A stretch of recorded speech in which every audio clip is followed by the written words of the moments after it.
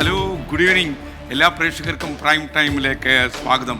നിങ്ങൾക്കറിയുന്നതുപോലെ പാകിസ്ഥാൻ ഭീകരവാദികളെ എങ്ങനെ പിന്തുണയ്ക്കുന്നു, എന്താണ് പഹൽഗാമിൽ സംഭവിച്ചത്, ഇതെല്ലാം തുറന്നു കാട്ടുന്നതിന് വേണ്ടി ഇന്ത്യ ഒരു പര്യടന സംഘത്തെ വിദേശ നാടുകളിലേക്ക് അയക്കുന്നു. ഈ പര്യടന സംഘത്തിൽ അമേരിക്കയിലേക്കും UK പോകുന്ന പര്യടന സംഘത്തെ നയിക്കുന്നത് ഡോക്ടർ ശശി തരൂരാണ്. നല്ലൊരു നീക്കമാണ്. അന്തർദേശീയ തലത്തിൽ പാകിസ്ഥാനെ ഒറ്റപ്പെടുത്താനുള്ള കേന്ദ്ര സർക്കാരിൻ്റെയും ഇന്ത്യയുടെയും നീക്കം. ആ നീക്കത്തിൽ പ്രതിപക്ഷത്തെ ഉൾപ്പെടുത്താൻ കേന്ദ്ര സർക്കാർ തീരുമാനിക്കുന്നു. ജോൺ ബിട്ടാസും ഇതിൽ അംഗമാണ് എന്നറിയുന്നു. പ്രൈം ടൈം ആരംഭിക്കുന്നു.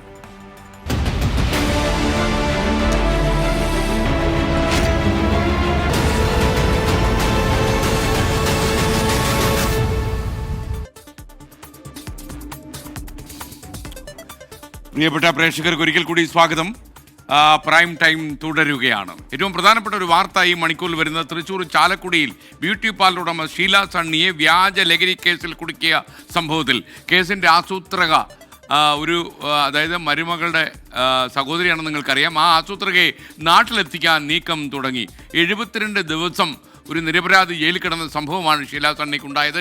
ഷീല സണ്ണിയുടെ മരുമകളുടെ അനുജത്തി ലിവിയ ജോസ്, പൂർണ്ണ പേരെങ്ങനെയാണ്, ലിവിയ ജോസിനെ നാട്ടിലെത്തിക്കാനുള്ള ശ്രമങ്ങൾ തുടങ്ങി. ഷീല സണ്ണിയുടെ നിരപരാധിത്വം പുറത്തു വന്നതിന് പിന്നാലെ ലിവിയ ദുബൈയിലേക്ക് കടന്നിരുന്നു.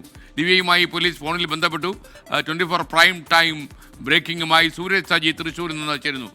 സൂരജ്, യഥാർത്ഥത്തിൽ പോലീസിൻ്റെ സമ്മർദ്ദത്തിന് വഴങ്ങി ലിവിയ നാട്ടിലേക്ക് വരാമെന്ന് സമ്മതിച്ചതാണോ, അതോ സർക്കാർ ലെവലിൽ ഇടപെട്ട് പോലീസിനെ കൊണ്ട് ഇങ്ങോട്ട് അയപ്പിക്കുകയാണോ? എന്താണ് സംഭവിച്ചത്? ഏറെ വിവാദമായ ചാലക്കുടി വ്യാജലഹരി കേസിലാണ് ഇപ്പോൾ മുഖ്യ ആസൂത്രകയായിട്ടുള്ള ലിവിയ ജോസിനെ നാട്ടിലെത്തിക്കാനുള്ള നീക്കം. അത് പ്രത്യേക അന്വേഷണ സംഘം തുടങ്ങിയിരിക്കുന്നത്. നേരത്തെ ഈ കേസിലെ മുഖ്യപ്രതിയായിട്ടുള്ള നാരായണദാസിനെ പോലീസ് അതിസാഹസികമായി തന്നെ കസ്റ്റഡിയിൽ എടുത്തിരുന്നു. ഈ നാരായണദാസിനെ ചോദ്യം ചെയ്തതിൽ നിന്നാണ് ഈ ലിവിയയുടെ പങ്കടക്കം പുറത്തു വന്നിരുന്നത്. ഈ കുടുംബ പ്രശ്നങ്ങളെ തുടർന്ന്, അതായത് മരുമകളും അതോടൊപ്പം തന്നെ ഈ ഷീല സണ്ണിയും തമ്മിൽ നിലനിന്നിരുന്ന ചില തർക്കങ്ങളുടെ പേരിൽ ആ തർക്കത്തിൽ ലിവി ഇടപെടുകയും ലിവിയ അതേ തുടർന്ന് ഷീല സണ്ണിയെ വ്യാജലഹരി കേസിൽ കുടുക്കുകയുമായിരുന്നു എന്നുള്ളതാണ് നാരായണദാസ് തന്നെ മൊഴി നൽകിയിരിക്കുന്നത്. അന്ന് ഈ ബാഗിൽ വെച്ച സ്റ്റാമ്പിന്റെ അടക്കം ചിത്രങ്ങൾ ലിവിയ തന്നെ നാരായണദാസിന് അയച്ചു കൊടുക്കുകയും പിന്നീട് നാരായണദാസാണ് ഈ വ്യാജ സ്റ്റാമ്പുകളുടെ ചിത്രങ്ങളടക്കം എക്സൈസിന് അയച്ചു കൊടുത്ത ഈ ഷീല സണ്ണിയെ പിടികൂടുന്നതിലേക്കടക്കം കാര്യങ്ങൾ കൊണ്ടുചെന്ന് എത്തിച്ചതും. ഈ സംഭവത്തിൽ ലിവിയുടെ പങ്ക് പുറത്തായ പശ്ചാത്തലത്തിൽ ലിവിയെ നാട്ടിലെത്തിക്കാനുള്ള തീവ്ര ശ്രമം അത് അന്വേഷണ സംഘം നടത്തുകയായിരുന്നു. അതിന്റെ ഭാഗമായാണ് ദുബൈയിലുള്ള ലിവിയുമായി ബന്ധപ്പെട്ടുകൊണ്ട് ഫോണിൽ പോലീസ് സംസാരിച്ചിരിക്കുന്ന 3 തവണ ഇതിനോടകം തന്നെ ഫോണിൽ പോലീസ് പ്രത്യേക അന്വേഷണ സംഘം ബന്ധപ്പെട്ടു കഴിഞ്ഞു. ലിവിയ നാട്ടിലെത്താം എന്ന് ഉറപ്പാണ് നിലവിൽ അന്വേഷണ സംഘത്തിന് നൽകിയിരിക്കുന്ന. ഈ കേസിന്റെ ഗൗരവം എത്രത്തോളമാണ് എന്ന അടക്കമുള്ള കാര്യങ്ങൾ പോലീസ് ലിവിയെ അറിയിക്കുകയും ചെയ്തിട്ടുണ്ട്. സ്വാഭാവികമായും പോലീസ് ഇത് ആദ്യഘട്ടം എന്ന നിലക്കാണ് ഈ ഫോണിൽ സംസാരിച്ചുകൊണ്ട് നാട്ടിലെത്തിക്കാനുള്ള ഒരു ശ്രമം നടത്തിയത്. മറിച്ച് നാട്ടിൽ സ്വമേധയാ എത്തിയില്ലെങ്കിൽ ഇതായിരിക്കില്ല ലിവിയയ്ക്ക് ഉണ്ടാകാൻ പോകുന്ന പ്രത്യാക്രമണം, അല്ലെങ്കിൽ ഇനി നേരിടേണ്ടി വരിക എന്ന് പോലീസ് വ്യക്തമായി അറിയിക്കുന്നു. അങ്ങനെ ഈ ഫോണിലൂടെ ബന്ധപ്പെട്ട് ലിവിയെ നാട്ടിലെത്തിക്കുന്നതിനുള്ള ഒരു നീക്കമാണ് പ്രത്യേക അന്വേഷണ സംഘം നടത്തിയിരിക്കുന്നത്. കാരണം ഇതിന്റെ കൃത്യമായ തെളിവുകളടക്കം പോലീസിന്റെ കയ്യിലുണ്ട്. ഇതെല്ലാം വിശദീകരിച്ചുകൊണ്ടാണ് ലിവിയുടെ നാട്ടിലേക്ക് മടങ്ങിയെത്തണമെന്ന അന്ത്യശാസ്ത്രം പോലീസ് നൽകിയിരിക്കുന്നത്. ഇനി ഏതെങ്കിലും ഒരു സാഹചര്യത്തിൽ പോലീസ് ഇപ്പോഴും ലിവിയുടെ വാക്ക് മുഖവിലക്കെടുക്കുകയാണ്, നാട്ടിലേക്ക് വരാം എന്ന് ഉറപ്പ് വിശ്വസിക്കുന്നു. പക്ഷേ മടങ്ങി വരാത്തൊരു സാഹചര്യമുണ്ടെങ്കിൽ ഈ കർശനമായ നടപടികളിലേക്ക് പോകും എന്നുള്ളതാണ് അന്വേഷണ സംഘം അറിയിക്കുന്നത്. എന്തായാലും ഈ കേസിൽ മുഖ്യ ആസൂത്രകയെ നാട്ടിലെത്തിക്കാനുള്ള നടപടി അത് പ്രത്യേക അന്വേഷണ സംഘം ഊർജിതമാക്കുന്നു. നാട്ടിലെത്താമെന്ന് ലിവിയ ഇപ്പോൾ അന്വേഷണ സംഘത്തിന് ഉറപ്പ് നൽകുകയും ചെയ്തിരിക്കുകയാണ്. Okay, thank you Suraj Saji. യഥാർത്ഥത്തിൽ ഷീല സണ്ണി 72 ദിവസമാണ് ജയിലിൽ കിടന്നത്. അവരുടെ നിരപരാധിത്വം ബോധ്യപ്പെട്ട് തുടങ്ങി. മാത്രമല്ല, അവർ ജയിൽ മോചിതയാകുന്ന സാഹചര്യം അറിഞ്ഞതോടെയാണ് മരുമകളുടെ സഹോദരി ലിവിയ ദുബായിലേക്ക് രക്ഷപ്പെട്ടത്. എന്നാൽ ലിവിയയ്ക്ക് രക്ഷയില്ല. ലിവിയുമായി ഫോണിൽ ബന്ധപ്പെട്ട് മടങ്ങി വന്നേ പറ്റൂ, നിയമപരമായ നടപടികളിലൂടെ കടന്നുപോയേ പറ്റൂ എന്നുള്ള പോലീസിൻ്റെ സമ്മർദ്ദത്തിന് വഴങ്ങി ഇപ്പോൾ ലിവിയ നാട്ടിലേക്ക് വരാമെന്ന് സമ്മതിച്ചിരിക്കുന്നു. ലിവിയ വരുന്നതോടെ കുറച്ചുകൂടി ഇതിലുള്ള ദുരൂഹത ചുരുളഴിയും. എന്താണ് ഇവരുടെ ജീവിതത്തിൽ സംഭവിച്ചത്, ഷീല സണ്ണിയെ എന്തിനാണ് ഈ ഒരു വ്യാജ കേസിൽ കുടുക്കിയത് എന്നൊക്കെ ലിവിയ പറയും എന്നാണ് നമ്മൾ മനസ്സിലാക്കുന്നത്. ഈ മണിക്കൂറിൽ നിന്ന് മറ്റൊരു പ്രധാനപ്പെട്ട വാർത്തയിലേക്ക് നമ്മൾ കടക്കുന്നു. ഓപ്പറേഷൻ സിന്ദൂറുമായി ബന്ധപ്പെട്ട വിദേശ പര്യടനത്തിലുള്ള ഒരു സർവകക്ഷി സംഘത്തെ ഡോക്ടർ ശശി തരൂർ MP നയിക്കും എന്ന വാർത്ത വരുന്നുണ്ട്. അമേരിക്ക, UK തുടങ്ങിയ രാജ്യങ്ങളിൽ പര്യടനം നടത്തുന്ന സംഘത്തെയാണ് ഡോക്ടർ തരൂർ നയിക്കുക. കേന്ദ്രമന്ത്രി കിരൺ റിജിജു കോൺഗ്രസ് അധ്യക്ഷനുമായി കാര്യം ചർച്ച ചെയ്ത് തീരുമാനിച്ചുവെന്നറിയുന്നു. CPM നേതാവ് ജോൺ ബിട്ടാസ് ഈ സംഘത്തിലുണ്ട് എന്നാണ് അറിയുന്നത്. അച്യുതൻ വിശദാംശങ്ങളുമായി ഡൽഹിയിൽ നിന്ന് ചേരുകയാണ്. അച്യുതൻ, പ്രൈം ടൈമിലേക്ക് സ്വാഗതം. ശരിക്കും നമ്മുടെ ഒരു പ്രേക്ഷകൻ ചോദിക്കുകയാണ്, അദ്ദേഹത്തിന് ഒരു കേന്ദ്രമന്ത്രി സ്ഥാനം ഉറപ്പായോ എന്ന്. ഈ പ്രതിനിധി സംഘത്തിൽ പോകുന്നതുകൊണ്ട് അദ്ദേഹത്തിന് മന്ത്രിസ്ഥാനം കിട്ടുമെന്നൊക്കെയാണ് പ്രേക്ഷകർ തെറ്റിദ്ധരിച്ചിരിക്കുന്നു തോന്നുന്നു. പറയൂ. SKN പ്രത്യേകിച്ച് ഇന്ത്യ ഈ സർവകക്ഷി സംഘത്തെ അയക്കുന്നത് എന്നുള്ളത് ഈ ഭീകരവാദത്തിനെതിരായ ഒരു സന്ദേശം, അതിൽ ഇന്ത്യ സ്വീകരിച്ചിരിക്കുന്ന നയം എന്താണെന്ന് ലോകരാഷ്ട്രങ്ങളെ അറിയിക്കുവാനും ഒപ്പം ഈ തീവ്രവാദത്തെ പ്രോത്സാഹിപ്പിക്കുന്ന നടപടികളാണ് പാകിസ്ഥാന്റെ ഭാഗത്ത് നിന്ന് നിരന്തരം ഉണ്ടാകുന്നത്. അത് തെളിവുകൾ സഹിതം ഈ ലോകരാഷ്ട്ര നേതാക്കൾക്ക് മുൻപിൽ അവതരിപ്പിക്കുകയും ഒരു പിന്തുണ ഇക്കാര്യത്തിൽ നേടിയെടുക്കുക എന്നതാണ് ഇന്ത്യ ഈ ഒരു ദൗത്യത്തിലൂടെ ഉദ്ദേശിക്കുന്നത്. കാരണം ഇതിനോടകം തന്നെ ഈ പെഹൽഗാം ഭീകരാക്രമണത്തിൽ ലോകരാഷ്ട്രങ്ങളുടെ പിന്തുണ ഈ ഭീകരവാദത്തിനെതിരായ ഇന്ത്യയുടെ പോരാട്ടത്തിന് ലഭിച്ചിട്ടുണ്ട്. എന്നാലും അതിന് കൂടുതൽ ശക്തി നേടിയെടുക്കുക, ലോകരാഷ്ട്രങ്ങളെ ഒപ്പം നിർത്തുക എന്നത് തന്നെയാണ് ലക്ഷ്യമിടുന്നത്. മറ്റൊന്ന്, ഈ ഒരു സംഘത്തെ അതായത് നിരവധി സംഘങ്ങളായാണ് ഈ വിദേശ പര്യടനം ഈ സർവകക്ഷി സംഘം നയിക്കുക. അതിൽ US UK സംഘത്തെ നയിക്കുന്നത് ശശി തരൂർ ആയിരിക്കും എന്ന വിവരമാണ് ലഭിക്കുന്നത്.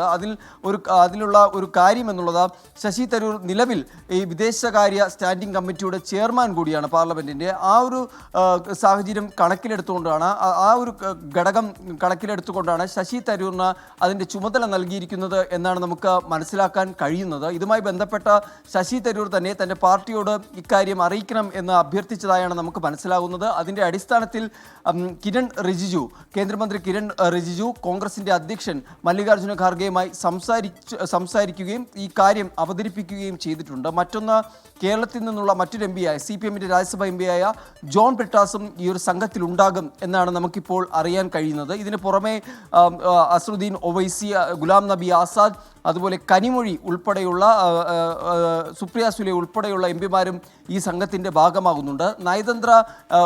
നയതന്ത്ര മേഖലയിലെ ആ ഒരു വൈദഗ്ധ്യം, അവിടുത്തെ പ്രാവീണ്യം, ഒപ്പം തന്നെ ഇക്കാര്യങ്ങൾ കൃത്യമായ ആശയവിനിമയം നടത്താനുള്ള ശേഷി ഉൾപ്പെടെയുള്ള കണക്കിലെടുത്തുകൊണ്ടാണ് ഈ സംഘത്തെ ഇപ്പോൾ തീരുമാനിച്ചിരിക്കുന്നത്. 22-ാം തീയതിയാണ് ഈ സംഘം പര്യടനം ആരംഭിക്കുക. എന്തായാലും വരുന്ന മണിക്കൂറിൽ ഇതിൻ്റെ കൃത്യമായ ഒരു വിവരം, എത്ര സംഘങ്ങളായിരിക്കും, ഏതൊക്കെ രാജ്യങ്ങളിൽ പോവുക എന്ന സംബന്ധിച്ചുള്ള ഒരു വിവരം കേന്ദ്ര സർക്കാർ പുറത്തുവിടുമെന്നാണ് നമുക്ക് മനസ്സിലാക്കുന്നത്. എന്തായാലും ഇതിൽ ഒരു സംഘത്തെ നയിക്കുന്നത് ശശി തരൂർ ആയിരിക്കും എന്നാണ് നമുക്ക് ഈ അവസരത്തിൽ മനസ്സിലാക്കാൻ സാധിക്കുന്നത്. SKN അച്യുതനാണ് ഡൽഹിയിൽ വിവരങ്ങൾ നൽകിയത്. എന്തായാലും UK US സംഘത്തെയാണ് ഡോക്ടർ തരൂർ നയിക്കാൻ പോകുന്നത്. പഹൽഗാമിൽ എന്ത് സംഭവിച്ചു, തീവ്രവാദികളെ പാകിസ്ഥാൻ സംരക്ഷിക്കുന്നത്, അങ്ങനെ ലോക രാഷ്ട്രങ്ങൾക്കിടയിൽ ഇന്ത്യക്ക് അനുകൂലമായ ഒരു തരംഗമുണ്ടാക്കുകയാണ് ഈ പര്യടനം കൊണ്ട് ഉദ്ദേശിക്കുന്നത്. ആ ഒരു പര്യടന സംഘത്തെയാണ് ഇപ്പോൾ ഡോക്ടർ ശശി തരൂർ നയിക്കുന്നത്. അസ്മാവി പറയുന്നു, തരൂർ നല്ല നേതാവാണ്, അദ്ദേഹത്തെ കൂട്ടാൻ തോന്നിയത് നല്ല കാര്യമാണ്. അതിൽ നമുക്ക് ധാരണാപേശികളൊന്നും വേണ്ട. ഡോക്ടർ ശശി തരൂർ കോൺഗ്രസ് നേതാവായിട്ട് തന്നെയാണ് ഈ സംഘത്തെ നയിക്കാൻ പോകുന്നത്. പ്രത്യേകിച്ച് അദ്ദേഹത്തിൻ്റെ വിദേശകാര്യങ്ങളുള്ള അവഗാഹമൊക്കെ തന്നെ ഈ കാര്യത്തിൽ സംഭാവനയായി മാറുമെന്ന് മാത്രമല്ല, അദ്ദേഹത്തിന് നല്ല ജ്ഞാനം വിദേശകാര്യങ്ങളുണ്ട് എന്ന് മാത്രമല്ല, വിദേശ ഭാഷയിൽ തന്നെ നല്ല വൊക്കാബുലറിയിൽ സംസാരിക്കാനും അവരുടെ രീതികൾക്കനുസരിച്ച് അവരെ ഇമ്പ്രസ് ചെയ്യാനും ഒക്കെ ഡോക്ടർ ശശി തരൂരിൻ്റെ മികവ് നമ്മുടെ സർക്കാർ ഉപയോഗിക്കുന്നു എന്ന് മാത്രം കണ്ടാൽ മതി. കാരണം വിദേശ നാടുകളൊക്കെ തന്നെ ഡോക്ടർ തരൂരിന് എന്തെന്നില്ലാത്ത ഒരു വിശ്വാസ്യതയും അതുപോലെ ഒരു അംഗീകാരമുണ്ട് എന്നുള്ള കാര്യം നമ്മൾ മറന്നുകൂടാ. അപ്പോൾ ഇതിനെക്കുറിച്ചൊക്കെ ഒരുപാട് സമ്മിശ്ര ഒപ്പീനിയനൊക്കെ വരുന്നുണ്ട്. പക്ഷേ അതിനൊക്കെ അപ്പുറം ഡോക്ടർ തരൂരിൻ്റെ വൈഭവം നമ്മൾ ഉപയോഗിക്കുന്നു എന്ന് മാത്രം. പാകിസ്ഥാനെതിരെ സാക്ഷാൽ ബ്രഹ്മോസ് മിസൈൽ തന്നെ പ്രയോഗിച്ചെന്ന് ഇന്ന് പ്രതിരോധ മന്ത്രി രാജ്നാഥ് സിംഗ് വെളിപ്പെടുത്തി. ഇന്ത്യൻ മിസൈലുകൾ പാകിസ്ഥാനിലെ രാത്രിയെ പകലാക്കി, അവിടെ നട്ടപ്പാതിരാക്കി സൂര്യൻ ഉദിച്ചു എന്നാണ് അദ്ദേഹം പറഞ്ഞത്. പാകിസ്ഥാൻ നൽകുന്ന സാമ്പത്തിക സഹായങ്ങൾ ഭീകരരെ സഹായിക്കുന്നതിന് തുല്യമാണെന്നും ഭുജിലെ വ്യോമത്താവളത്തിൽ വെച്ച് പ്രതിരോധ മന്ത്രി പറഞ്ഞു. സേനയുടെ കരുത്ത് കൂട്ടാൻ പ്രതിരോധ ബജറ്റിൽ 50,000 കോടി രൂപ കൂടി വർദ്ധിപ്പിക്കാൻ കേന്ദ്ര സർക്കാർ ഒരുങ്ങുന്നു. അതേപോലെ തന്നെ ഇന്റർനാഷണൽ മോണിറ്ററി ഫണ്ടിൽ നിന്ന് പാകിസ്ഥാന് ധനസഹായം നൽകാൻ പാടില്ല. ഈ വിദേശ നാടുകളിൽ നിന്ന് കിട്ടുന്ന പണമെല്ലാം ഈ തീവ്രവാദ പ്രസ്ഥാനങ്ങളെ സഹായിക്കാനാണ് പാകിസ്ഥാൻ ഉപയോഗിക്കുന്നത് എന്ന ഒരു ആരോപണം കൂടി ഇന്ത്യ പറഞ്ഞു വയ്ക്കുന്നു. ब्रह्मोस मिसाइल की ताकत को तो पाकिस्तान ने खुद स्वीकार कर लिया है. हमारे देश में एक कहावत काफी पुरानी है और वह है दिन में तारे दिखना.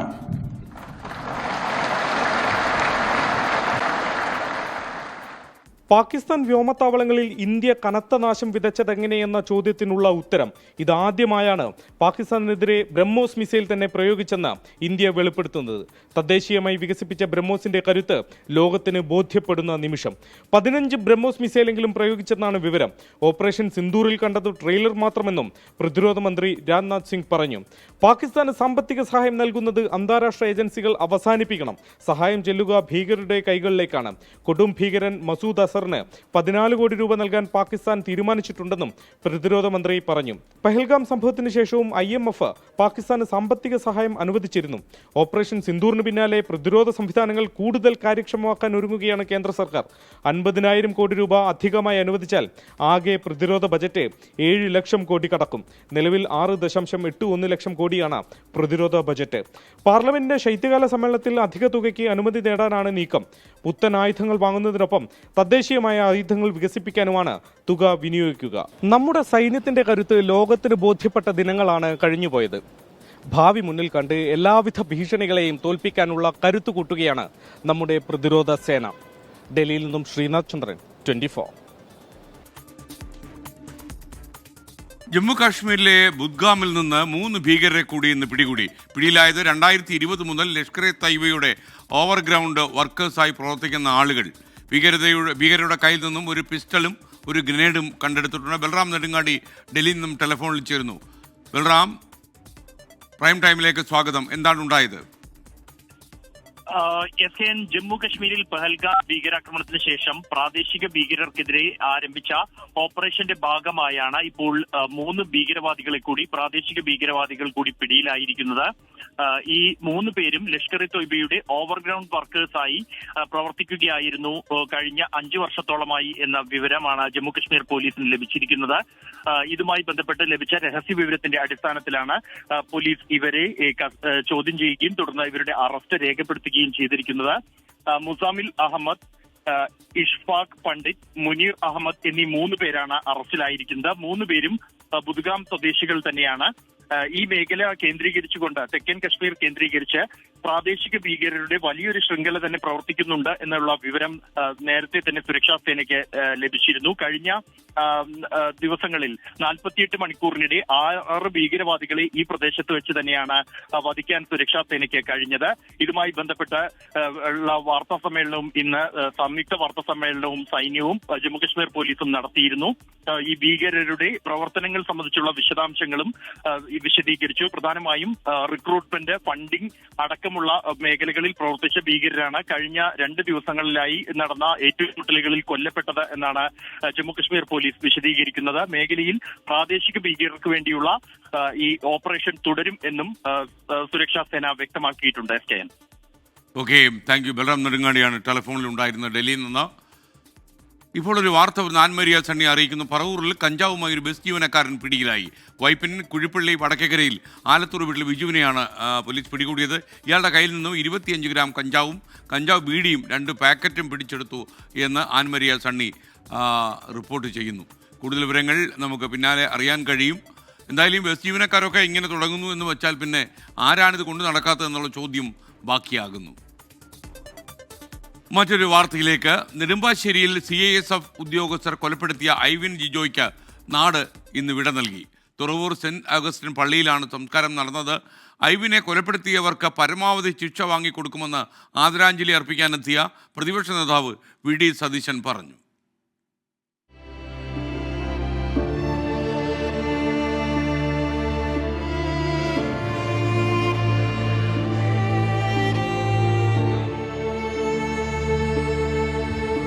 ബൈക്കിൽ പോയാൽ നായ വട്ടം ചാടുമെന്ന ഭീതിയിലാണ് മകന് കാർ നൽകിയത്.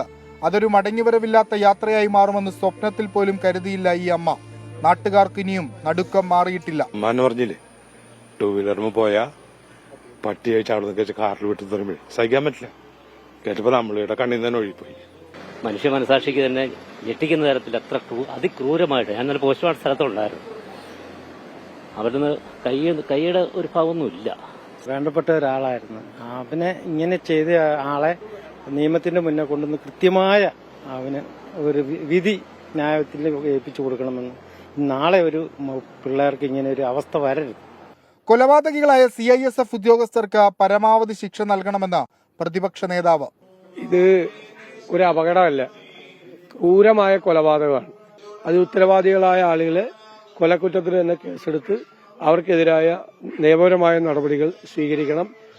ഐവിന്റെ അമ്മയുടെ കണ്ണീരിന് മറുപടി നൽകാൻ ആർക്കുമാവില്ലെങ്കിലും കുടുംബത്തിന് നീതി ഉറപ്പാക്കണം. ഇനി ഐവിൻ ജിജോമാർ ആവർത്തിക്കാതിരിക്കണം. മാഹിൻ ജാഫറിനൊപ്പം വിഷ്ണു സുരേഷ്, 24. CISF ഉദ്യോഗസ്ഥർ നെടുമ്പാശ്ശേരി യുവാവിനെ കാറിടിപ്പിച്ചത് കൊലപ്പെടുത്തണം എന്ന ഉദ്ദേശത്തോടെ തന്നെയെന്ന് പോലീസിന്റെ റിമാൻഡ് റിപ്പോർട്ട്. കാറിനടിയിൽപ്പെട്ട ഐവിൻ ജിജോയെ 37 മീറ്റർ വലിച്ചിഴച്ചെന്നും കണ്ടെത്തലുണ്ട്. പ്രതികളായ വിനയകുമാറിനെയും മോഹനെയും അങ്കമാലി മജിസ്ട്രേറ്റ് കോടതി റിമാൻഡ് ചെയ്തു.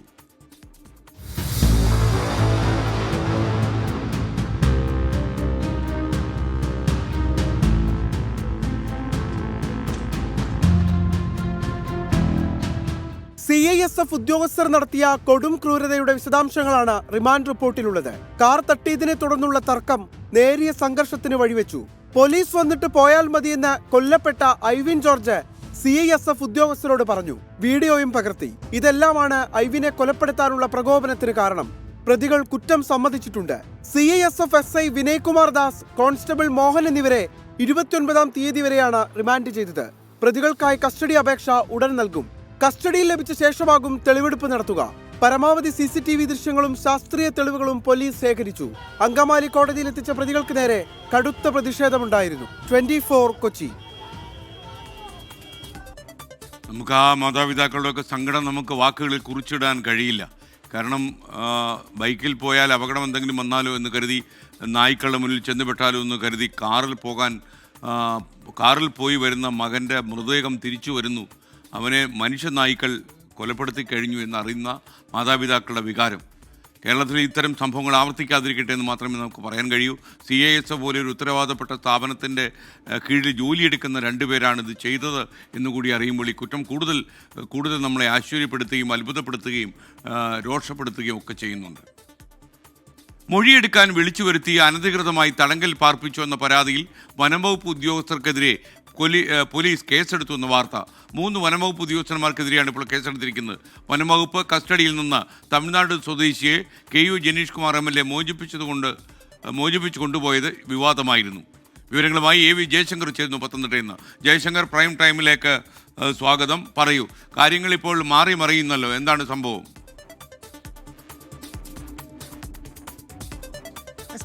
ഇത്തരത്തിൽ കേസുമായി ബന്ധപ്പെട്ട് ഈ ആനക്കോന്നിയിൽ ചെരിഞ്ഞ കേസുമായി ബന്ധപ്പെട്ട് മൊഴിയെടുക്കാൻ വിളിപ്പിച്ച ആളുടെ പരാതിയിലാണ് ഇപ്പോൾ കൂടൽ പോലീസ് കേസെടുത്തിരിക്കുന്നത്. ഇയാൾ കഴിഞ്ഞ ദിവസം പോലീസിൽ നൽകിയ പരാതി മൊഴിയെടുക്കാൻ എന്ന പേരിൽ അനധികൃതമായി വിളിച്ചു വരുത്തി തടങ്കലിൽ പാർപ്പിച്ചു എന്നാണ്. ഈ പരാതിയിലാണ് ഇപ്പോൾ കൂടൽ പോലീസ് കേസെടുത്തിരിക്കുന്നത്. 3 വനം വകുപ്പ് ഉദ്യോഗസ്ഥർക്കെതിരെയാണ് കേസ്. പാടം ഫോറസ്റ്റ് സ്റ്റേഷനിലെ ഉദ്യോഗസ്ഥരാണ് ഈ 3 പേർ. പക്ഷേ FIR-ൽ ഈ ഉദ്യോഗസ്ഥരുടെ പേരുവിവരങ്ങൾ പറയുന്നില്ല. കണ്ടാൽ തിരിച്ചറിയുന്ന 3 ഉദ്യോഗസ്ഥർ എന്ന് പറഞ്ഞുകൊണ്ടാണ് നിലവിൽ കൂടൽ പോലീസ് വനം വകുപ്പ് ഉദ്യോഗസ്ഥർക്കെതിരെ കേസെടുത്തിരിക്കുന്നത്. ജാമ്യം ലഭിക്കാവുന്ന വകുപ്പുകളാണ് ഉദ്യോഗസ്ഥർക്കെതിരെ നിലവിൽ ചുമത്തിയിരിക്കുന്നത് എന്നാണ് മനസ്സിലാകുന്നത്. വനം വകുപ്പ് ഉദ്യോഗസ്ഥർ ചോദ്യം ചെയ്യാൻ വിളിച്ചു വരുത്തിയ തമിഴ്നാട് സ്വദേശിയുടെ പരാതിയിലാണ് ഇപ്പോൾ എന്തായാലും കേസ് വന്നിരിക്കുന്നത്. ഇദ്ദേഹത്തെ മോചിപ്പിക്കാൻ വേണ്ടിയാണ് KU ജനീഷ് കുമാർ MLA പാടം സ്റ്റേഷനിലെത്തുകയും അവിടെ വലിയ വിവാദമുണ്ടാകുന്ന സംഭവങ്ങൾ ഉണ്ടാവുകയും വലിയ വിമർശനങ്ങളും ഒപ്പം തന്നെ അദ്ദേഹത്തിന് പിന്തുണയും ഉണ്ടായി. ഇത് വലിയ വാർത്തയായി ചർച്ചയായ വിഷയത്തിലാണ് ഇപ്പോൾ എന്തായാലും ഈ വനം വകുപ്പ് കസ്റ്റഡിയിലെടുത്ത ആളുടെ പരാതിയിൽ കൂടൽ പോലീസ് കേസ് രജിസ്റ്റർ ചെയ്തിരിക്കുന്നത്. ഈ FIR-ന്റെ വിശദാംശങ്ങളിലേക്ക് വന്നാൽ വനം വകുപ്പിനെതിരെ വലിയ ആക്ഷേപങ്ങളാണുള്ളത്. ഈ പരാതിക്കാരനെ പ്രതിയാണെന്ന് പറഞ്ഞ് വനം വകുപ്പ് ഉദ്യോഗസ്ഥർ ഭീഷണിപ്പെടുത്തുകയും അസഭ്യം പറയുകയും ചെയ്തെന്ന് ഈ FIR-ൽ പറയുന്നു. ഒപ്പം തന്നെ പാടം സ്റ്റേഷനിലെ ഉദ്യോഗസ്ഥരുടെ പ്രവൃത്തി മൂലം ഇത്തരത്തിൽ ഈ പ്രതിക്കും ഒപ്പം തന്നെ ഇദ്ദേഹത്തിൻ്റെ സഹായികൾക്കും ഈ പൈനാപ്പിൾ കയറ്റി അയക്കാൻ സാധിക്കാതെ വന്നതോടുകൂടി 2 ലക്ഷത്തോളം രൂപയുടെ നഷ്ടമുണ്ടായെന്നും ഈ FIR-ൽ പറയുന്നുണ്ട്. എന്തായാലും അല്പസമയം മുമ്പാണ് ഇതുമായി ബന്ധപ്പെട്ട കൂടൽ പോലീസ് കേസെടുത്തത്. MLA ഈ വിഷയവുമായി ബന്ധപ്പെട്ട് ഇദ്ദേഹത്തെ ഇറക്കുന്നതിന് വേണ്ടിയാണ് സ്റ്റേഷനിലെത്തിയത്. പിന്നീടാണ് നമ്മളെല്ലാം കണ്ട വിവാദങ്ങളുണ്ടായ ദൃശ്യങ്ങൾ വന്നത്. MLA ഭീഷണിപ്പെടുത്തി ഉൾപ്പെടെ വനംവകുപ്പ് ഉദ്യോഗസ്ഥർ പരാതി നൽകി. ഔദ്യോഗിക കൃത്യനിർവഹണം ഉൾപ്പെടെ തടസ്സപ്പെടുത്തിയതിന് കഴിഞ്ഞ ദിവസം വനംവകുപ്പ് നൽകിയ പരാതിയിൽ MLA-ക്കെതിരെ കേസെടുത്തിരുന്നു. ഇന്ന് ഇതാ MLA ഇറക്കിയ വ്യക്തിയുടെ പരാതിയിൽ വനം വകുപ്പ് ഉദ്യോഗസ്ഥർക്കെതിരെ പോലീസ് കേസെടുത്തിരിക്കുന്നു. ഇനി എന്തായാലും ഈ 2 കേസുകളിലും അറസ്റ്റ് ഉൾപ്പെടെയുള്ള നടപടികളിലേക്ക് അല്ലെങ്കിൽ സാങ്കേതിക നടപടികൾ ക്രമങ്ങളിലേക്ക് പോലീസ് കടക്കുമോ എന്നറിയില്ല. വനം വകുപ്പ് ഉദ്യോഗസ്ഥർക്കെതിരെ ജാമ്യം ലഭിക്കാവുന്ന സാധാരണ കുറ്റകൃത്യങ്ങൾക്കെതിരെയുള്ള വകുപ്പുകൾ ചുമത്തിയാണ് പോലീസ് ഇപ്പോൾ കേസ് രജിസ്റ്റർ ചെയ്തിരിക്കുന്നത്. MLA ഉന്നയിച്ച ചില കാര്യങ്ങളിൽ അർത്ഥമുണ്ട്. നിയമവിരുദ്ധമായാണ് വനം വകുപ്പ് ഉദ്യോഗസ്ഥർ ഇവരെ വിളിച്ചു വരുത്തിയതെന്നും അന്യായമായി തടങ്കിൽ പാർപ്പിച്ചുവെന്ന MLAയുടെ ആരോപണങ്ങൾക്ക് കൂടുതൽ ശക്തി പകരുന്നതാണ് കൂടുതൽ പോലീസിന്റെ ഈ FIR. SKN. ഓക്കെ, വി ജയശങ്കറാണ് പത്തനംതിട്ടയിൽ നിന്ന് വിവരങ്ങളുമായി ചേർന്നത്. മറ്റൊരു വാർത്തയിലേക്ക് നമ്മൾ പോകുന്നു. പ്രൈം ടൈം തുടരുകയാണ്. മലപ്പുറം കാളികാവിലെ കടുവ ദൗത്യത്തിനായി 2ാമത്തെ കുങ്കിയാനയും കാളികാവിൽ എത്തിച്ചിട്ടുണ്ട്. കോന്നി സുരേന്ദ്രനെയാണ് തെരച്ചിലായി ഉപയോഗിക്കുക. ആനയുടെ ആരോഗ്യനില പരിശോധിച്ച ശേഷം ആയിരിക്കും ഈ നടപടി. ഇന്നത്തെ തെരച്ചിലിൽ കടുവ സാന്നിധ്യം കണ്ടെത്താൻ കഴിഞ്ഞില്ലെന്നും കാളികാവിൽ നിന്ന് വിപിൻ സി വിജയൻ റിപ്പോർട്ട് ചെയ്യുന്നു. വിപിൻ സി വിജയൻ, കാളികാവിലെ ലേറ്റസ്റ്റ് അപ്ഡേറ്റ് എന്താണിപ്പോൾ?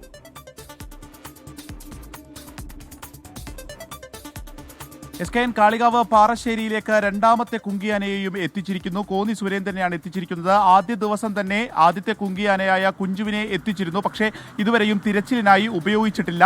നാളെ ഡോക്ടർമാർ വന്ന് ഈ 2 ആനകളെയും പരിശോധിക്കും. അവരുടെ ആരോഗ്യനില തൃപ്തികരമാണെങ്കിൽ ഈ 2 ആനകളെയും ഉപയോഗിച്ചുള്ള തിരച്ചിൽ നാളെ നടക്കും എന്നുള്ളതാണ് ഇപ്പോൾ അറിയിച്ചിരിക്കുന്നത്. ആ പ്രദേശത്ത് റാവുത്താൻ കാട് എന്നുള്ളതാണ് ആ പ്രദേശത്തിൻ്റെ പേര്. ആ പ്രദേശത്ത് 50ഓളം ക്യാമറകൾ സ്ഥാപിച്ചിട്ടുണ്ടായിരുന്നു. ഇന്ന് ഡ്രോൺ നിരീക്ഷണം ഉണ്ടായിരുന്നു. പക്ഷേ കടുവയുടെ സാന്നിധ്യം കണ്ടെത്താനായിട്ടില്ല. എന്നാൽ കാൽപ്പാടുകൾ കണ്ടെത്തിയിട്ടുണ്ട്. അപ്പോൾ ആ ഭാഗത്ത് ഇപ്പോൾ ഇന്ന് വൈകുന്നേരത്തോടു കൂടിയാണ് ആദ്യ ദിവസത്തെ തിരച്ചിൽ അവസാനിപ്പിച്ചത്. പക്ഷേ രാത്രിയും RRT സംഘത്തിൻ്റെ നിരീക്ഷണം അവിടെ തുടരും. 20 പേരടങ്ങുന്ന 3 സംഘങ്ങൾ ആയിട്ടുള്ള തിരച്ചിലാണ് ഇപ്പോൾ നടന്നുകൊണ്ടിരിക്കുന്നത്. പക്ഷേ ഈ കടുവ ഉൾക്കാട്ടിലേക്ക് കയറിയോ ഉൾപ്രദേശത്തേക്ക് കയറിയോ തുടങ്ങിയിട്ടുള്ള സംശയങ്ങൾ നിലനിൽക്കുന്നുണ്ട്. ഡോക്ടർ അരുൺ സക്കറിയുടെ നേതൃത്വത്തിലുള്ള സംഘം അവിടെ ക്യാമ്പ് ചെയ്യുന്നുണ്ട്. CCF ഉൾപ്പെടെയുള്ള ഉന്നത ഉദ്യോഗസ്ഥരുമുണ്ട്.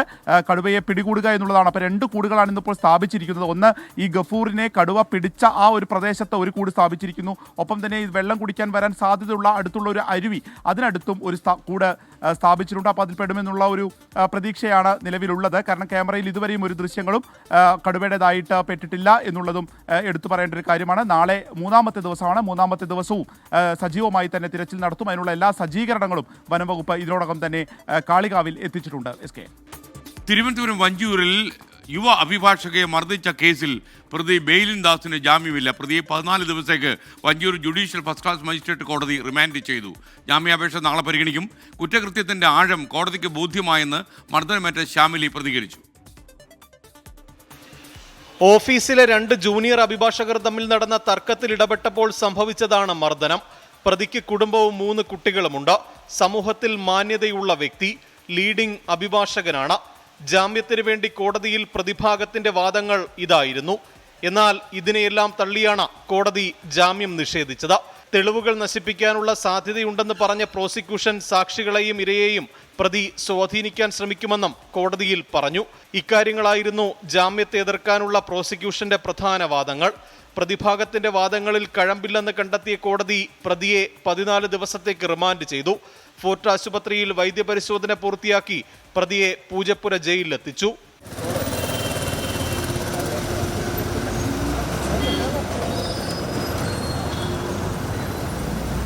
കോടതി വിധിയിൽ സന്തോഷമുണ്ടെന്ന് ശ്യാമിലി പ്രതികരിച്ചു. ഇത് കിട്ടിയെന്ന് തന്നെയാണ് കരുതുന്നത്. കോടതിക്കും ഇത് മനസ്സിലായി, ക്രൈമിൻ്റെ ഗ്രേവിറ്റി മനസ്സിലായി. കോടതി ഇങ്ങനെ റിമാൻഡ് ചെയ്തതിൽ നീതിയുക്തമായിട്ടുള്ള ഒരു തീരുമാനമാണെന്ന് ഞാൻ വിശ്വസിക്കുന്നു. ഞാൻ മുമ്പ് പറഞ്ഞിരുന്നു, കോടതി എന്ത് തീരുമാനം എടുത്താലും അതിൽ ഞാൻ പൂർണ്ണ സംതൃപ്തിയായിരിക്കും. പ്രതിയുടെ ജാമ്യാപേക്ഷ നാളെ കോടതി പരിഗണിക്കും. ഇന്നലെ രാത്രി 7 മണിയോടെയാണ് പ്രതി ബെയിലിൻ ദാസിനെ പോലീസ് പിടികൂടിയത്. 24 തിരുവനന്തപുരം. മറ്റൊരു വാർത്തയിലേക്ക്. കോഴിക്കോട് വടകര പാക്കയിൽ പ്രൊവിഡന്റ് ഫണ്ട് പാസ്സാക്കുന്നതിന് കൈക്കൂലി ആവശ്യപ്പെട്ട പ്രധാന അധ്യാപകൻ വിജിലൻസ് പിടിയിലായി. പാക്കയിലെ ജൂനിയർ ബേസിക് സ്കൂളിലെ അധ്യാപകൻ EV രവീന്ദ്രനാണ് പിടിയിലായത്. 3 ലക്ഷം രൂപ അക്കൗണ്ടിൽ നിന്ന് എടുത്ത് നൽകാൻ 1 ലക്ഷം രൂപയാണ് കൈക്കൂലി ആവശ്യപ്പെട്ടത്. ഷഹദ് റഹ്മാൻ കോഴിക്കോട് നിന്ന് വിവരങ്ങളുമായി ചേർന്നു. ഷഹദ്, പ്രൈം ടൈമിലേക്ക് സ്വാഗതം. 3 ലക്ഷം രൂപ എടുത്തു കൊടുക്കാൻ 1 ലക്ഷം രൂപ കൈക്കൂലി, 3:1. ഇയാളെയൊക്കെ കണക്ക് പിടിപ്പിച്ചതാരടേ? ഇതിൽ വളരെ രസകരമായിട്ടുള്ളൊരു കാര്യം എന്ന് പറയുന്നത്, ഈ അധ്യാപകൻ അടുത്ത ദിവസം റിട്ടയർഡ് ആവാൻ ഇരിക്കുകയാണ്. അതായത് ഈ മാസം റിട്ടയർഡ് ആവാൻ ഇരിക്കുകയാണ്. അതിനിടയിലാണ് ഇത്തരത്തിൽ കൈക്കൂലി കേസിൽ പെടുകയും ഒരുപക്ഷെ നാളെ അയാളെ റിമാൻഡ് ചെയ്യും അല്ലെങ്കിൽ കോടതിയിൽ ഹാജരാക്കും എന്നൊരു കാര്യമാണ് അപ്പം വിജിലൻസ് അറിയിച്ചിട്ടുള്ളത്. ഈ അധ്യാപിക 3 ലക്ഷം രൂപ ലോൺ എടുക്കാൻ വേണ്ടിയിട്ടാണ് ഈ പ്രധാന അധ്യാപകനെ സമീപിച്ചിട്ടുണ്ടായിരുന്നത്. ആ ഘട്ടത്തിലാണ് SKN സൂചിപ്പിച്ചതുപോലെ തന്നെ ആ 3 ലക്ഷത്തിൽ 1 ലക്ഷം ഇദ്ദേഹത്തിന് കൈക്കൂലിയായി നൽകണം എന്ന് ആവശ്യപ്പെടുന്നത്. ഇങ്ങനെ കൈക്കൂലി ആവശ്യപ്പെട്ട ഉടൻ തന്നെ ഇവർ വിജിലൻസിൽ അറിയിക്കുകയായിരുന്നു. തുടർന്ന് വിജിലൻസിന്റെ നിർദ്ദേശപ്രകാരം ഇവർ അത്തരത്തിൽ പണം നൽകാനായി പോവുകയും ചെയ്തു. പിന്നീട് PWD റെസ്റ്റ് ഹൗസിന് സമീപത്തു നിന്നാണ് ഇയാളെ പിടികൂടിയിട്ടുള്ളത് എന്നുള്ളതാണ് നമുക്ക് ലഭ്യമായിട്ടുള്ള വിവരം. ഇങ്ങനെയാണ് 10,000 രൂപ ക്യാഷായും 90,000 ചെക്കുമാണ് ഈ അധ്യാപിക ഇയാളുടെ അടുത്തേക്ക് കൊണ്ടുപോയിട്ടുണ്ടായിരുന്നത്.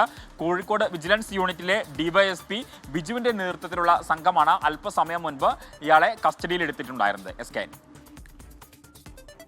എന്തായാലും ഇയാളെയൊക്കെ നമ്മൾ സമ്മതിച്ചു കൊടുക്കണം. 3 ലക്ഷം രൂപ ഈ പ്രോഡമെന്ന് പറഞ്ഞാൽ നമ്മളിടുന്ന പണമാണല്ലോ, നമ്മളും ഏജൻസിയൊക്കെ ഇടുന്ന പണം, അത് തിരിച്ച് എടുക്കാനുള്ള ഒരു ജീവനക്കാരൻ്റെ അവകാശത്തിൽ 3 ലക്ഷം രൂപ എടുക്കണമെങ്കിൽ 1 ലക്ഷം രൂപ കൊടുക്കണമെന്നൊക്കെ പറഞ്ഞാൽ കുറച്ച് കടന്ന കൈ ആശാനെ. തിരുവനന്തപുരം മുതലപ്പൊഴി വിഷയത്തിൽ സമരക്കാരുമായി നടത്തിയ ചർച്ച അവസാനിപ്പിച്ചു. ഉദ്യോഗസ്ഥർ മുന്നോട്ട് വെച്ച നിർദ്ദേശങ്ങൾ സമരസമിതി നേതാക്കൾ മത്സ്യത്തൊഴിലാളികളെ അറിയിച്ചു. സമരം അവസാനിപ്പിക്കുന്നതിൽ തീരുമാനമായില്ല. ഉപരോധം ഇപ്പോഴും തുടരുകയാണ്. മേഘന മുരളി തിരുവനന്തപുരം വിവരങ്ങളുമായി ചേർന്നു. മേഘന, എന്തൊക്കെയാണ് വിവരങ്ങൾ?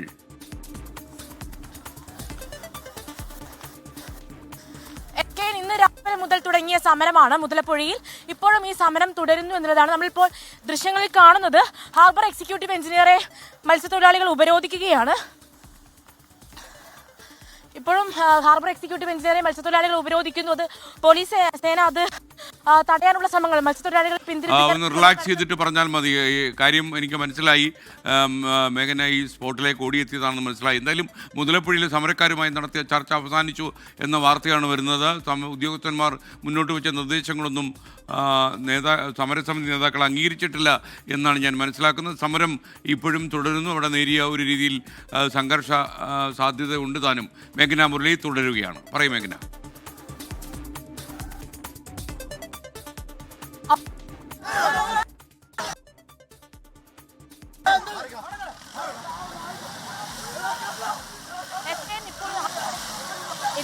മുതലപ്പുഴയിൽ പ്രതിഷേധം അലയടിക്കുന്നതാണ് നമുക്ക് മനസ്സിലാക്കുന്നത്. അവിടെ നേരിയൊരു സംഘർഷം നിലനിൽക്കുന്നത് പോലെ ഒരു സൂചനയുണ്ട്.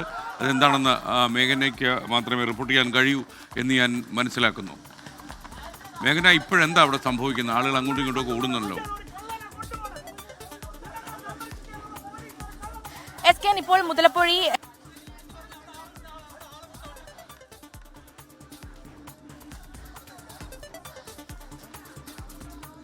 സാങ്കേതിക പ്രശ്നമുണ്ടോ എന്ന് സംശയമുണ്ട് മേഘന മുരളിയുമായി ബന്ധപ്പെടുന്നതിന്. മേഘന, ഞാൻ പറയുന്നത് കേൾക്കാൻ കഴിയുന്നുണ്ടോ?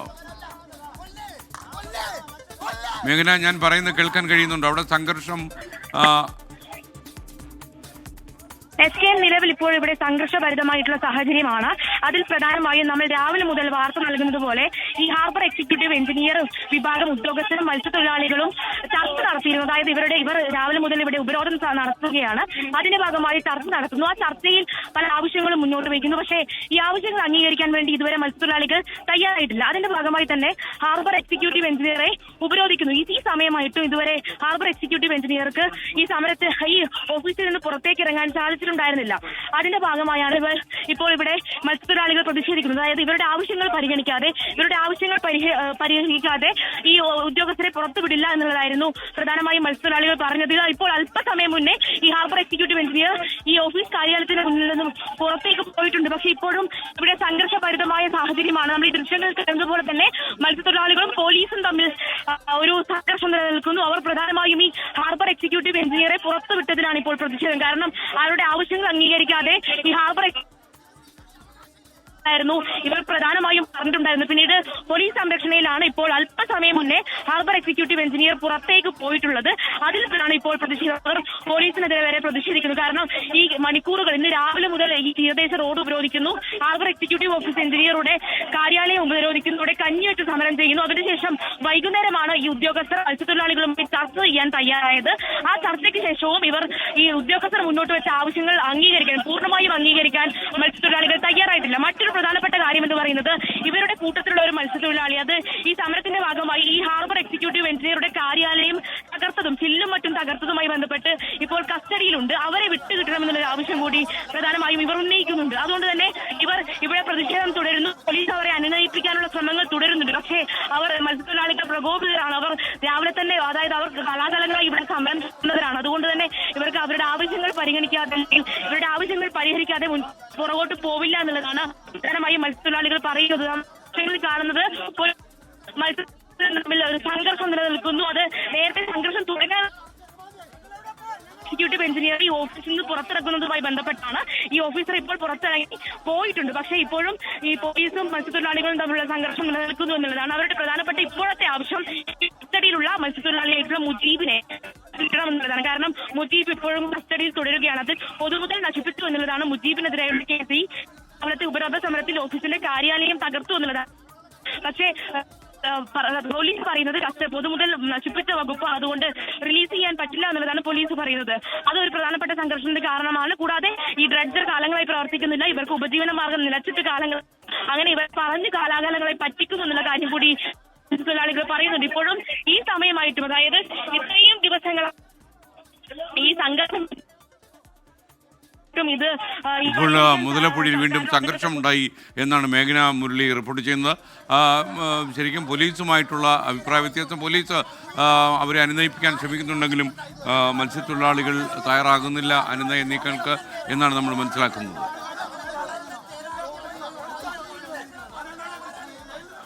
എന്തായാലും മുതലപ്പുഴയിൽ പ്രതിഷേധം അലയടിക്കുന്നു എന്നാണ് നമുക്ക് മനസ്സിലാക്കാൻ കഴിയുന്നത്. ഇന്ന് കുറച്ചേറെ സമയമായി ഈ സംഘർഷം അവിടെ നിലനിൽക്കുകയാണ്.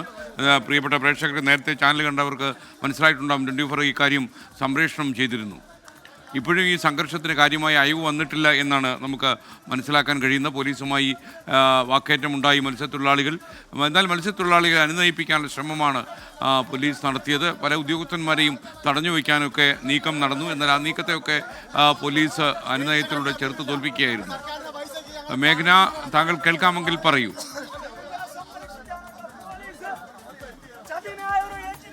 SK, നമ്മളിതാ ഇപ്പോൾ ദൃശ്യങ്ങൾ കാണുകയാണ്. ഇപ്പോഴും ഇവിടെ സംഘർഷ സാഹചര്യം നിലനിൽക്കുന്നു. പോലീസുമായി ഒരു സംഘർഷ സാഹചര്യം നിലനിൽക്കുന്നു എന്നുള്ളതാണ്. അത് ഇന്ന് രാവിലെ മുതൽ തന്നെ ഈ ഉപരോധ സമരം, അത് തീരദേശ റോഡ് ഉപരോധിക്കുന്നു, എക്സിക്യൂട്ടീവ് എഞ്ചിനീയറുടെ കാര്യാലയം ഉപരോധിക്കുന്നു.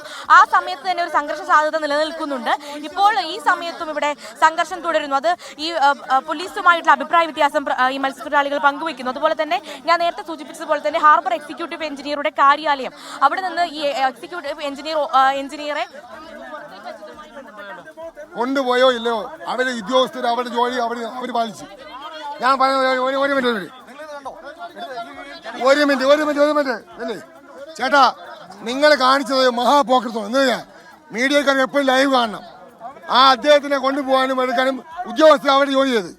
നമ്മൾ ഈ പാവപ്പെട്ട നിരവധി തൊഴിലാളികൾ തമ്മിൽ അടികൊണ്ട് ചാവും. പ്രദേശത്ത് കാണുന്ന ഉദ്യോഗസ്ഥനെ അവർ കൊണ്ടുപോയി. നമുക്ക് ആവശ്യമൊന്നല്ലേ പറഞ്ഞത്. ഈ കാണുന്ന ഇത്ര ഉദ്യോഗസ്ഥന്മാരെല്ലാം വന്നിട്ട് പോയി, സാറന്മാരെല്ലാം അവരുടെ നിയമം പാലിച്ചു. ഈ അടച്ചിട്ട് ഈസ്റ്ററിന് മുമ്പ് നടന്ന സംഭവമാണ്. കുട്ടികളുടെ വിദ്യാഭ്യാസം, സ്കൂൾ തുറക്കാൻ പോകുന്നത് ഇതായിരിക്കും. നമ്മുടെ വെള്ളത്തിന്റെ 3 ലക്ഷം രൂപ നമുക്ക് നഷ്ടം വന്ന്. ഫിർദോസ് സഖാബ് 3-4 വെള്ളത്തിന്റെ പങ്കടിച്ച് എല്ലാം പോയി. നമ്മൾ സഹിച്ചു. ഈ തുച്ഛമായ 40 ഗ്ലാസ് പൊട്ടിന്ന് മണി ഒരു പാവപ്പെട്ട നിരവധി പയ്യനെ അകത്തിരുത്തിയേക്കണം. ഇന്ന് ചർച്ചയിൽ വന്ന നിർദ്ദേശങ്ങൾക്ക് വിശ്വാസമില്ലാന്നാണോ?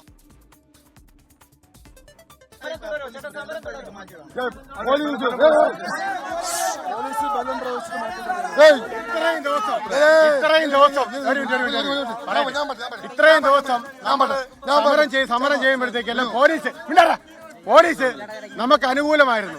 ഇന്നൊരു ദിവസം ഇപ്പോഴായപ്പോഴത്തേക്ക് പോലീസ് പ്രതികൂലമായി. കൈ അടിച്ചു പൊട്ടിച്ച്, കാലടിച്ചു പൊട്ടിച്ച്.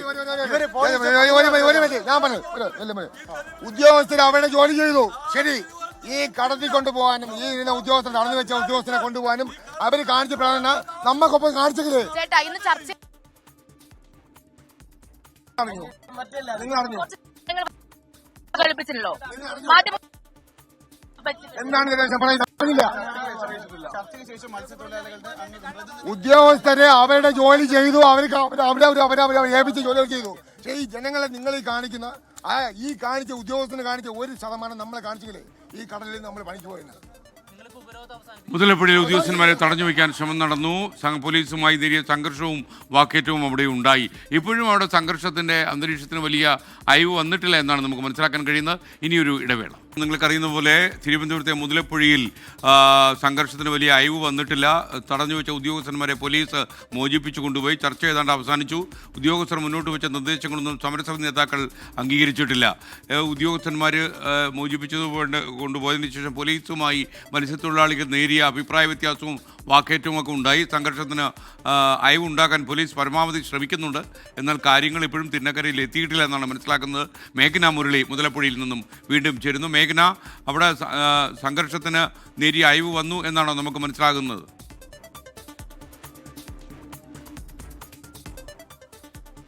നമ്മൾ അല്പസമയം മുന്നേ കണ്ടതാണ് ഇപ്പോൾ മുതലപ്പുഴയിലെ നമ്മൾക്ക് മുന്നോട്ട് വയ്ക്കാനുള്ള, നമുക്ക് പറയാനുള്ള ഒരു ദൃശ്യം എന്ന് പറയുന്നത്. അതിൽ പ്രധാനമായും ഇവിടെ സംഘർഷഭരിതം തന്നെ. അത് കുറച്ചൊരയവ് വന്നിട്ടുണ്ടെങ്കിലും ഇപ്പോഴും സംഘർഷം തുടരുകയാണ്. ഈ ഹാർബർ എഞ്ചിനീയർ ഓഫീസറുടെ കാര്യാലയത്തിന് മുന്നിൽ ഇപ്പോഴും മത്സ്യത്തൊഴിലാളികൾ തമ്പടിച്ച് നിൽക്കുകയാണ്. അവർ കൂട്ടം കൂടി നിൽക്കുകയാണ്. നമ്മൾ ഈ ദൃശ്യങ്ങളിൽ കാണുകയാണ്. അതായത് ഈ മത്സ്യത്തൊഴിലാളികൾ, അത് ഒരുപാട് മത്സ്യത്തൊഴിലാളികൾ ഇന്ന് രാവിലെ മുതൽ തന്നെ ഇവിടെ തമ്പടിച്ച് നിൽക്കുന്നുണ്ട്. അവർ ഉപരോധിക്കുന്നുണ്ട്. അത് കഞ്ഞി വെച്ച് ഉപരോധിക്കുന്നു, അതുപോലെ തന്നെ ഈ തീരദേശ റോഡ് ഉപരോധിക്കുന്നു. അങ്ങനെ രാവിലെ മുതൽ തന്നെ ഉപരോധ സമരം നടത്തുകയാണ്. അതിൽ ഈ സമയം വരെ ആയിട്ടും മത്സ്യത്തൊഴിലാളികൾ ആരും പിരിഞ്ഞു പോവാനും കൂട്ടാക്കിയിട്ടുണ്ടായിരുന്നില്ല. അങ്ങനെ പോലീസ് ഈ മത്സ്യത്തൊഴിലാളികളെ അനുനയിപ്പിക്കാനുള്ള വലിയ ശ്രമം ഇവിടെ നടത്തുന്നുണ്ട്. ഒരു മത്സ്യത്തൊഴിലാളി തന്നെ പിരിഞ്ഞു പോയിട്ടുണ്ട്. പക്ഷേ മറ്റൊരു കൂട്ടം ഈ ഹാർബർ എക്സിക്യൂട്ടീവ് എഞ്ചിനീയറുടെ കാര്യാലയത്തിന് മുന്നിൽ തമ്പടിച്ചിരിക്കുകയാണ്. അവർ പല ആവശ്യങ്ങൾ മുന്നോട്ട് വയ്ക്കുന്നു. അതിൽ ഇന്ന് രാവിലെ മുതൽ ഇവർ ഇവിടെ ഉപരോധ സമരം നടത്തിയിട്ടും വൈകുന്നേരമാണ് ഈ ഉദ്യോഗസ്ഥർ ചർച്ചയ്ക്ക് വിളിച്ചത്. ഈ ഹാർബർ എക്സിക്യൂട്ടീവ് എഞ്ചിനീയറുടെ കാര്യാലയത്തിൽ ചർച്ചയ്ക്ക് വിളിച്ചിട്ടുള്ളത്. അതിനുശേഷം ചർച്ച നടത്തുന്നു. ചർച്ചയിൽ ഉദ്യോഗസ്ഥർ കുറച്ച് ആവശ്യങ്ങൾ, അതായത് നിർദ്ദേശങ്ങൾ, തീരുമാനങ്ങൾ മുന്നോട്ട് വയ്ക്കുന്നു. പക്ഷേ ഈ തീരുമാനങ്ങൾക്ക് വിശ്വാസമില്ല, മത്സ്യത്തൊഴിലാളികൾക്ക് വിശ്വാസമില്ല എന്നുള്ളതാണ് ഇവർ പ്രധാനമായും പറയുന്നത്. കാരണം ഇവർ കാലാകാലങ്ങളായി ഇവിടെ സമരം ചെയ്യുന്നതാണ്. ഇവർ 22 ദിവസമായി ഇവിടെ ചന്ദ്രഗിരി ഡ്രഡ്ജർ എത്തിയിട്ട്, പക്ഷേ അത് സാങ്കേതിക തകരാർ മൂലം സ്തംഭിച്ചിരിക്കുന്നു. അങ്ങനെ ഇന്നത്തെ ചർച്ചയിലെ തീരുമാനത്തോട് അംഗീകരിക്കുന്നില്ല, അല്ലെങ്കിൽ തീരുമാനം അംഗീകരിക്കുന്നില്ല എന്നുള്ളതാണ്. കൂടാതെ മറ്റൊരു കാര്യം, ഈ പൊതുമുതൽ നശിപ്പിച്ചതിന് ഈ മത്സ്യത്തൊഴിലാളികളിൽ മേഘന മുരളിയാണ് വിവരങ്ങൾ നൽകിയത്. ചെറിയൊരു സിഗ്നൽ ഇഷ്യൂ അവിടെ ഉണ്ട് എന്നാണ് ഞാൻ മനസ്സിലാക്കുന്നത്. ഈ സംഘർഷത്തിന് വലിയ കാര്യമായ അയവ് വന്നിട്ടില്ല എന്നാണ് നമുക്ക് മനസ്സിലാക്കാൻ കഴിയുന്നത്. ഇപ്പോഴും ആളുകൾ, മത്സ്യത്തൊഴിലാളികൾ അവിടെ തടിച്ചുകൂടി നിൽക്കുകയാണ്. കുറേ അധികം കാലമായി അവർ പറയുന്ന പ്രശ്നങ്ങൾ തന്നെയാണ് ഇന്നും ചർച്ചയിലുണ്ടായത്. ഇനി കാലാവസ്ഥ. ഇപ്പോഴത്തെ കാലാവസ്ഥ സമർപ്പിക്കുന്നത് Berger paints 100 years of trust.